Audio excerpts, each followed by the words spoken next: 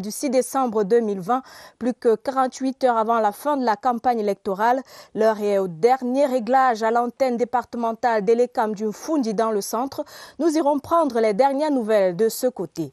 Toujours au sujet de ces élections des conseillers régionaux, les membres de l'Observatoire sous-régional d'intégration communautaire en Afrique centrale sont en réunion depuis ce matin à Yaoundé. Nous faisons le point avec l'invité du 12h, le professeur James Mwange Kobila, président par intérim de la Commission nationale des droits de l'homme et des libertés. Et en page magazine du 12h, plein phare sur les rites d'intronisation des chefs traditionnels dans la communauté Bassa, précisément au village Ndom, dans le département de la Salaga maritime, région du littoral.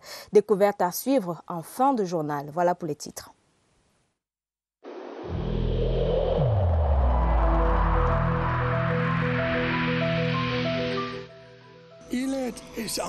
Each of us must comply with the measures that have been taken.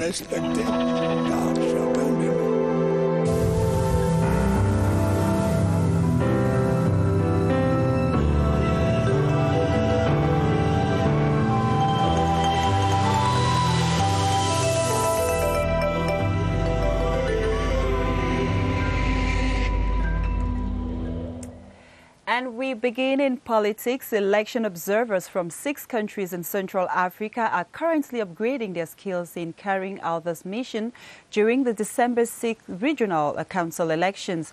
Their training is organized by the National Commission of Human Rights and Freedoms, which itself is a long-time observer of elections.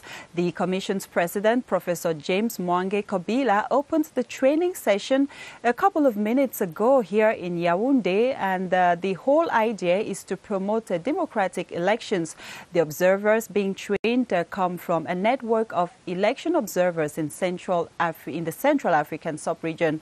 And of course, our reporters in the field, Beatrice Losamba and Agnès Solange Abesolo, will be giving us the details of this important meeting in our subsequent newscast. And still to talk about the regional council election, 2 days to the highly awaited regional council elections in Cameroon, and most political parties taking part in this historical event have resolved to accelerate if their lists are retained. Prosperity, solidarity and peace for an emergent Cameroon has been the nexus of campaign messages in some political parties. Romeo Nkenyi reviews some of these messages in the following report.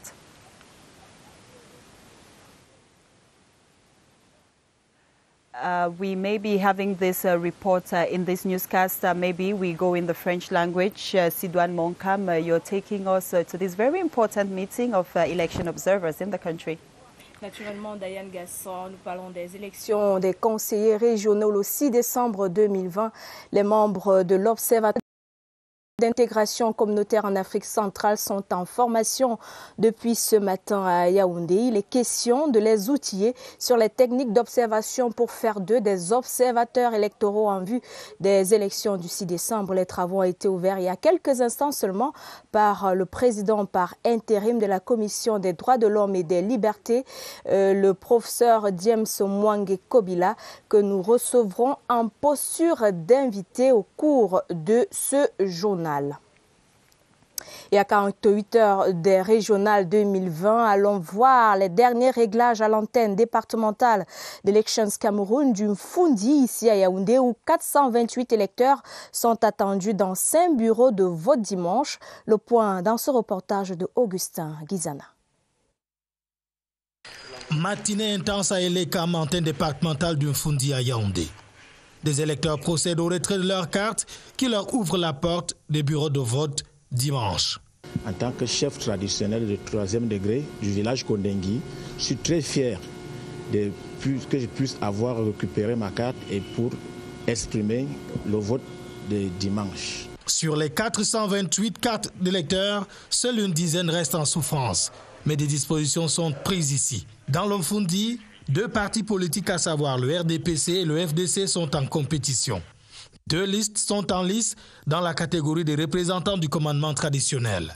Le collège des chefs traditionnels compte 146 électeurs attendus dans 2 bureaux de vote logés au lycée technique Charles Latangana. Tandis que les 146 conseillers municipaux électeurs vont converger dans 3 bureaux de vote logés à l'école publique bilingue de Bastos. Le matériel électoral sera acheminé à temps en vue d'une élection inclusive. Nous aurons des bulletins de vote en braille, tant pour le commandement traditionnel que pour les partis politiques. Le vote va se dérouler dans le strict respect des mesures barrières anti-Covid-19 dans l'Omfundi. Toujours au sujet de ces régionales 2020, restons dans la région du centre où les chefs traditionnels candidats au scrutin du 6 décembre 2020 expriment leur profonde gratitude au chef de l'État, son Excellence Paul Biya, pour son appui financier. Le geste présidentiel va leur permettre de terminer leur campagne électorale en toute beauté. Richard Atangana Obama, CATV Centre. L'appui financier aux candidats du commandement traditionnel est une réponse aux attentes des chefs traditionnels engagés à la course des régionales 2020. Une bouffée d'oxygène au moment où la campagne s'intensifie. Le président est à l'écoute des populations. C'est la gestion de la chose publique. Et en tant que républicain légaliste, eh bien, nous sommes contents qu'il ait comblé ces attentes-là. Et nous lui témoignons notre très grande gratitude. Ça n'a pas été aisé du tout depuis 2 semaines que nous allons à travers les 28 groupements de la Meufouafama à la rencontre des chefs. C'est vraiment avec beaucoup de satisfaction que nous avons accueilli cette mesure du chef de l'État. Va nous permettre de gérer les derniers moments de la campagne, notamment les aspects logistiques et d'entretien de nos représentants dans les bureaux de vote. Cet argent nous sert à battre campagne, à rencontrer nos collègues pour qu'à chaque rencontre, qu'ils soient satisfaits. Ainsi disponible, cette dotation s'avère comme un facteur pour conférer à tous les candidats les mêmes chances de présence sur le terrain. And we leave politics to talk something else now. The Israeli embassy in Cameroon has made a donation worth 25 million CFA francs to the Cameroon Foundation of AIDS Camp Fate. The financial package is meant for a community laboratory and the rehabilitation of the listening and refugee center of the foundation. Gladys also witnessed yesterday's event that held here in Yaoundé and brought back this report. The Cameroon Foundation for AIDS Camp Fed is focused on helping vulnerable and marginalized groups as well as fighting against sexually transmitted infections. The strides made in the past 10 years resulted in the intervention of the Israeli embassy, who made a donation to ease some of their challenges. The aim of the donation was to, first of all, to redo this place, the offices, a laboratory with all the equipment, and a shelter for youth. Well, the total donation was nearly 25 million.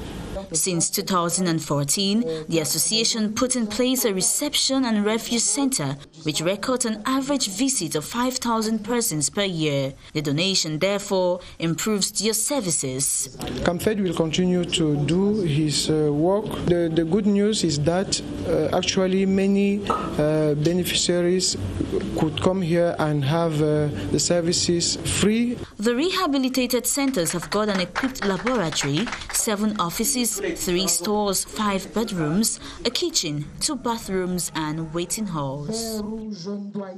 A thesis on the international tendency of maternal and infant mortality in Africa from the year 1990 to 2016 by Dr. Luc Onambele has been restituted to the Catholic University here in Yaoundé. The thesis, which was defended yesterday, had as president of jury Professor Samé Ekoto Albert Legrand and some experts from the Ministry of Public Health. Victor Siga tells us more. Per their thesis, the rate of maternal and infant mortality in Africa from 1990 to 2016 has known a drastic drop. The work is of great importance to the church. We can use it to educate faithful in church, and this is a laudable work. During the restitution ceremony, the researcher Luc Onambele cleared the doubts of attendees on the problem, challenges and possible solutions. It is a tradition that when a thesis, a PhD thesis above all, is defended abroad, that it should be reported to the local university where the doctor is teaching. It's important for us to see here in the Catholic University what are the international tendencies. The thesis international tendency on maternal and infant mortality in Africa as from 1990 to 2016 was defended in March 2020 in Spain. Et dans la suite de l'actualité, ce fait de société, de femmes suspectées de crimes et d'arnaques diverses répondent actuellement de leurs actes à la gendarmerie du quartier Mimbomane à Yaoundé. Leur mode opératoire entre charme et drogue expliqué dans ce reportage de Pierre Evembe. La fin d'année approche, les proies se multiplient, les prédateurs ou plutôt tristes sont à l'affût. Eloge Yansi, 44 ans, vendeur de véhicules au quartier Lixono de Yaoundé, n'a pas eu le temps de réaliser ce que cachaient les rondeurs et l'attitude candide de la jeune Dorcas Guatier, 24 ans. Feignant d'acheter cette cylindrée mise en vente, elle a attiré sa victime dans un hôtel de la place et mis un trop plein d'antidépresseurs dans sa boisson. Un excès qui a nui et entraîné la mort de sa proie. La dame lui a présenté son verre. C'est qu'il a ingurgité sans toutefois se méfier de la dame en question. Quelques instants après, il s'est couché et c'était le sommeil sans retour.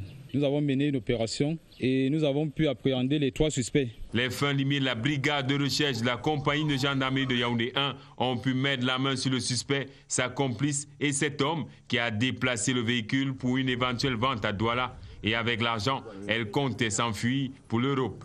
Vigilance donc à vous, messieurs, à cause d'une faiblesse évitable, un homme est mort sans atteindre ce paradis qu'il désirait tant.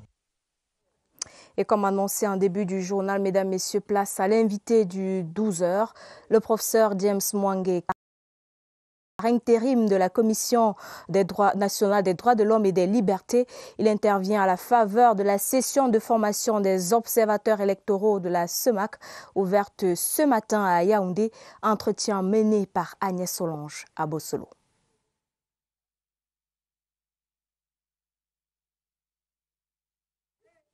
Merci Sidoine Moncam de nous retrouver ici à la Commission nationale des droits de l'homme où se tient depuis ce matin la formation des observateurs électoraux. Ils sont 24, ils apprennent les techniques d'observation et avec moi pour en parler le professeur James Mwangue Kobila. Il est le président par intérim de la Commission nationale des droits de l'homme et des libertés. Bonjour et bienvenue au journal. Bonjour. Alors, qu'est-ce qui justifie cette formation aujourd'hui, à quelques jours de l'élection régionale? Qu'est-ce qui justifie cette formation? Il s'agit d'une formation des observateurs électoraux que l'association appelée Observatoire de l'intégration communautaire en Afrique centrale organise au sein de la Commission nationale des droits de l'homme en partenariat avec l'Institution nationale des droits de l'homme du Cameroun afin d'outiller ces observateurs qui seront déployés sur le terrain pour observer et rendre compte de la sincérité et de la régularité du scrutin qui va se tenir le 6 décembre. Alors, un scrutin qui va justement rassembler un certain nombre d'observateurs, mais qu'est-ce qu'ils apprennent concrètement? Quelles sont ces techniques-là? Concrètement, le programme de formation prévoit d'abord une présentation, un exposé sur la démocratie et les élections, ensuite un exposé un peu plus précis sur la démocratie locale et les élections, et par la suite, on entre dans le vif du sujet avec des thématiques ou des sous-thèmes sur le fonctionnement de l'ECAM, sur le déroulement des élections, sur la rédaction d'un rapport d'observateur électoral ainsi que sur le contentieux électoral. Cela permettra aux observateurs, aux 24 observateurs qui seront formés, d'avoir la capacité de bien apprécier chacune des étapes du scrutin. Alors nous savons que la Commission nationale des droits de l'homme a l'habitude d'observer les élections au Cameroun. Qu'en sera-t-il cette année? Bon, pour cette année, il faut dire que précisément pour les régionales, s'agissant des élections régionales du 6 décembre 2020, la Commission nationale des droits de l'homme a décidé de mobiliser ses antennes régionales pour l'observation de proximité, et cela tombe peut-être bien parce qu'il s'agit d'élections régionales et que ce sont les antennes régionales de la Commission nationale des droits de l'homme qui seront en première ligne. Merci beaucoup au professeur James Mwangé Kobila d'avoir répondu à nos questions de la CERTIF. C'est moi. Merci à vous le plateau. Thank you, Solange Agnès Abessolo, and your guest. 7 young Cameroonians have been awarded prizes at the second edition of the Golden Hand Volunteering Awards in Yaoundé. The event, which took place yesterday, was part of activities marking the 35th celebration of the International Volunteers Day, commemorated this year under the theme, Together We Can Through Volunteering.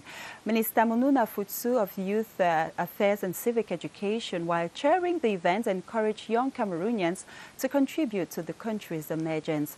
Karine Sandra Eyike was there and now reports.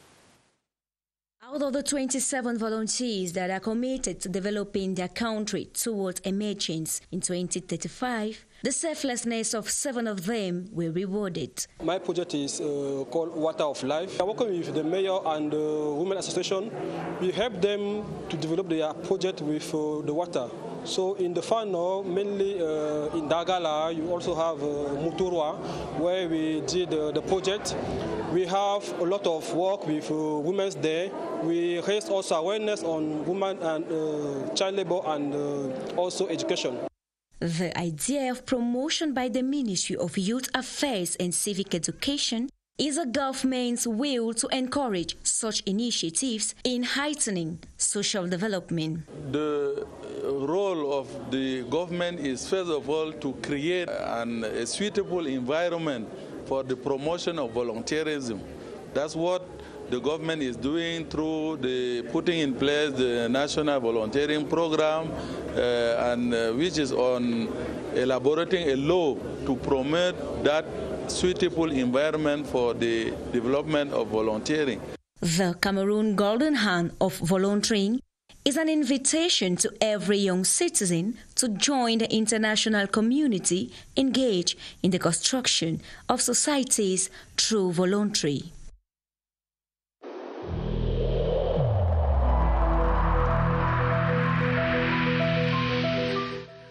Il est essentiel que les mesures qui ont été indiquées soient absolument respectées par chacun de nous. Lavez-vous régulièrement les mains à l'eau et au savon ou à l'aide d'un gel hydroalcoolique. Restez à au moins 1 mètre de distance des autres personnes, surtout si elles toussent, éternuent ou ont de la fièvre. Si vous avez de la fièvre, de la toux ou des difficultés à respirer, consultez un médecin.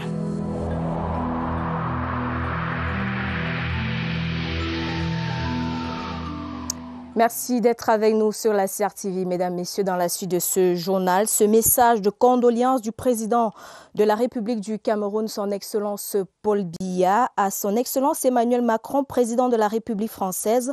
Le président Paul Biya écrit « Monsieur le Président, j'ai appris avec une profonde tristesse la nouvelle du décès de Monsieur Valéry Giscard d'Estaing, ancien président de la République française.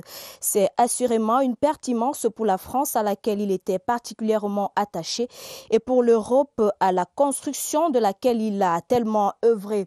Je voudrais en cette douloureuse circonstance vous présenter à vous-même, au peuple français et à la famille éprouvée mes très sincères condoléances ainsi que celles du gouvernement et du peuple camerounais qui le tenait en haute estime. Je ne puis également m'empêcher d'évoquer avec émotion le souvenir de notre amitié comme celui de notre action commune en faveur du raffermissement de la relation privilégiée entre le Cameroun et la France. Veuillez agréer, Monsieur le Président, les assurances renouvelées de ma très haute considération. Et dans le reste de l'actualité, parlons de la 29e édition de la Journée internationale des personnes handicapées. La région du Nord était elle aussi au cœur de cette célébration avec notamment la problématique du taux de chômage de cette catégorie sociale estimée à 80%. Mamadou Danda est à Garoua.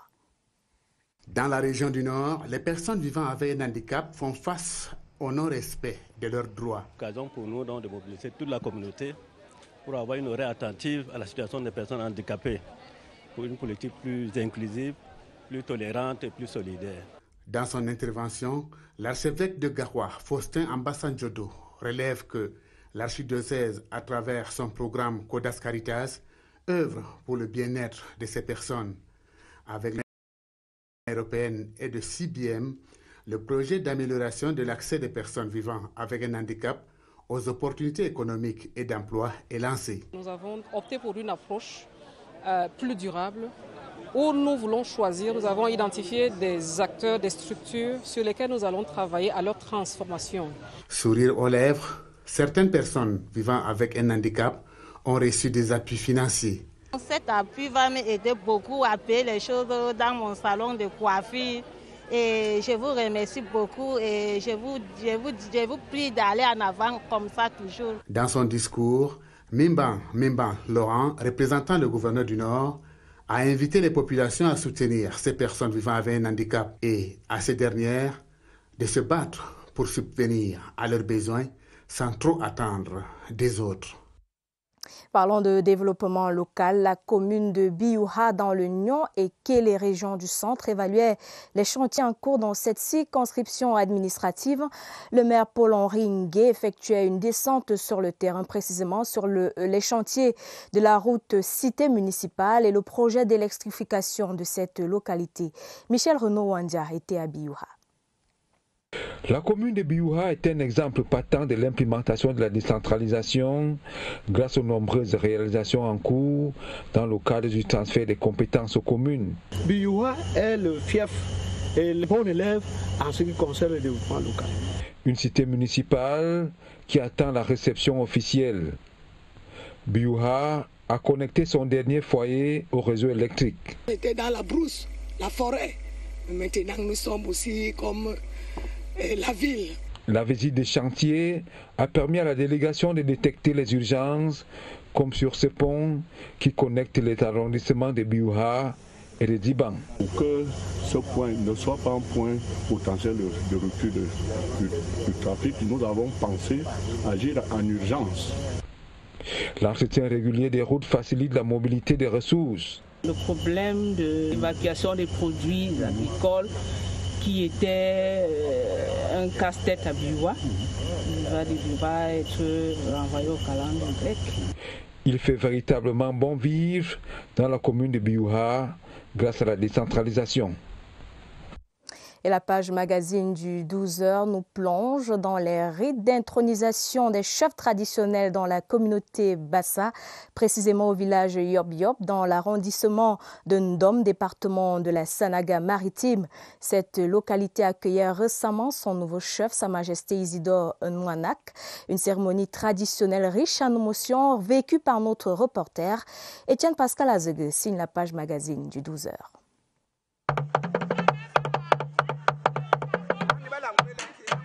Le tam-tam marque le début du rite d'intronisation du chef traditionnel du village Yob Yob.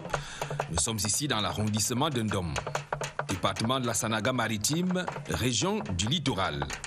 La suite se passe à l'abri des yeux indiscrets entre les initiés de la communauté Ngowek.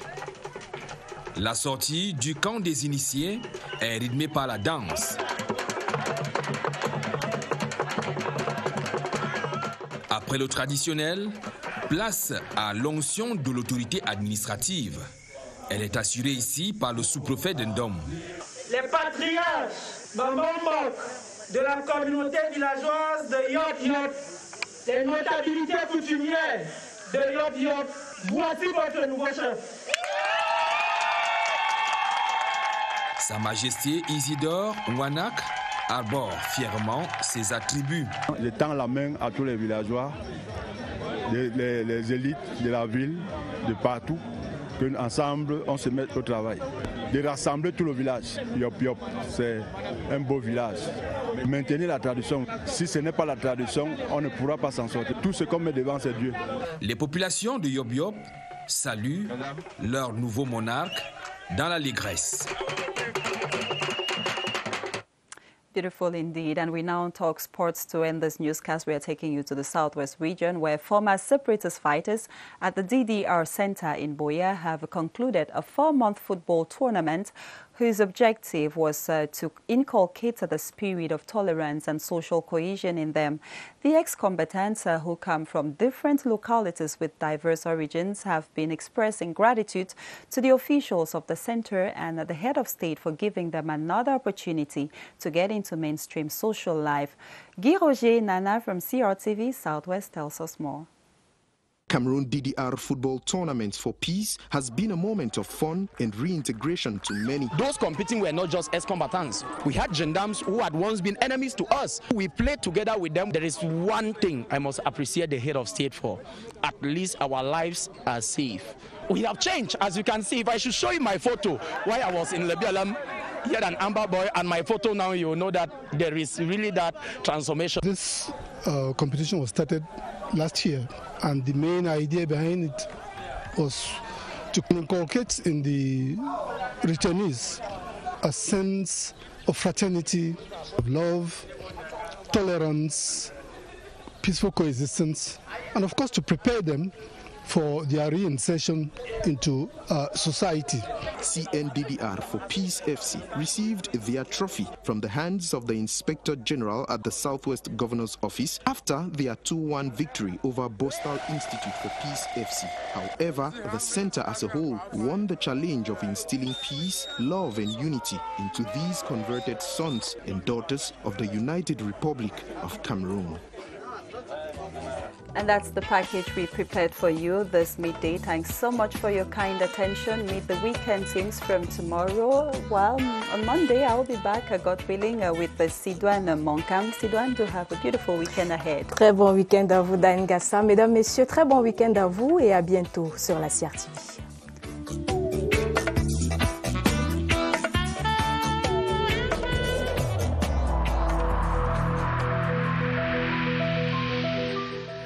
We should bear in mind that negligence by a single individual can seriously harm the entire community.